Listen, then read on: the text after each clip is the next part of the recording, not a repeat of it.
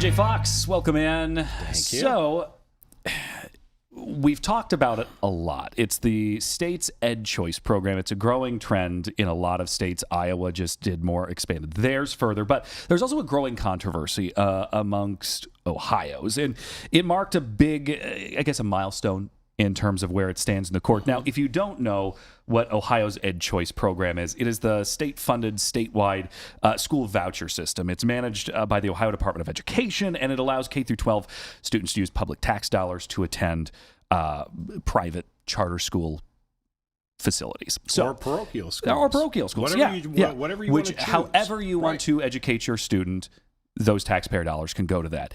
The big question, there's a lot of questions still surrounding this, where it stands. The one I've got right off the top here is, how much is this costing? Sure. So per student, and it depends upon what level grade you're at.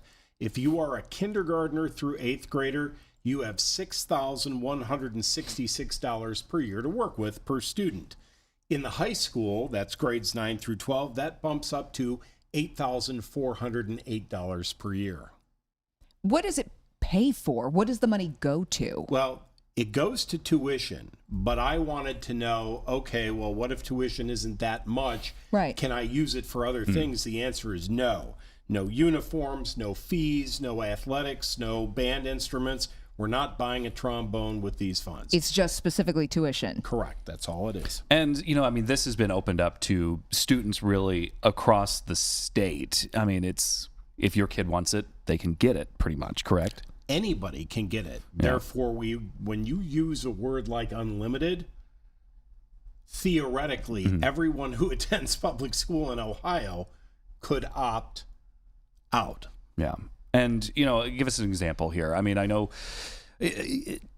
there's more parochial schools certainly in city centers than there are out in the rural counties, but this has been a growing movement among, a wide swath of Ohio's population. Give us an example of who's taking advantage of this right now. So I went to private school, but it's been years since I knew how much it cost. So I dug into St. Ignatius High School, which is in the Ohio City area of Greater Cleveland, and that is an all-male Jesuit Catholic school. How much does it cost? The base price alone, this is like going to a car dealership. The base model, $21,950 per year. So vouchers only cover a third of that. Oh, Right. And there's a lawsuit connected to this. There are folks who are very against vouchers. Right. The group is called Vouchers Hurt Ohio, and it was filed by a coalition of over 300 public school districts in the state of Ohio, claiming that the voucher system is unconstitutional. They say the reason why is it creates a second educational system in the state.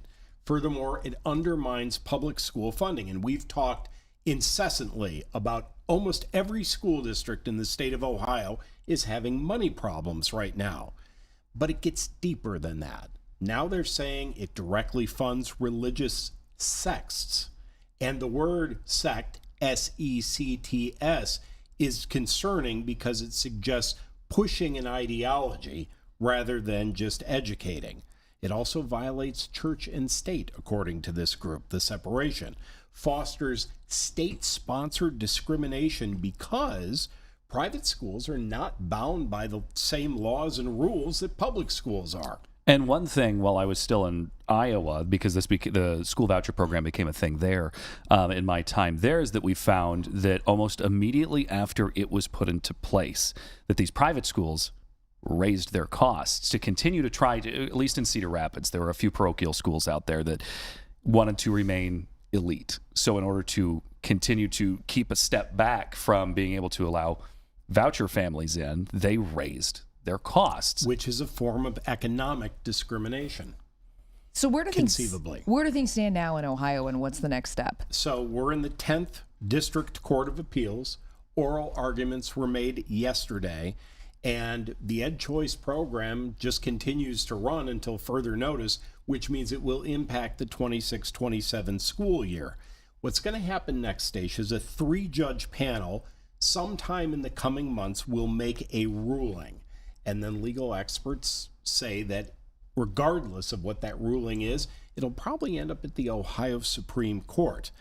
And I did a little digging. I wanted to know, is Ohio the only state dealing with this? And the answer is no. 33 other states have voucher programs, and Florida, Wyoming, and Utah are in active litigation right now. Wow. Yeah, it's it is. The voucher debate has certainly grown nationwide at this point. But 21 grand for school. It's expensive. Yeah, that's a lot of money. Yeah. All right, Jay Fox, thanks so much for Always coming a in. pleasure.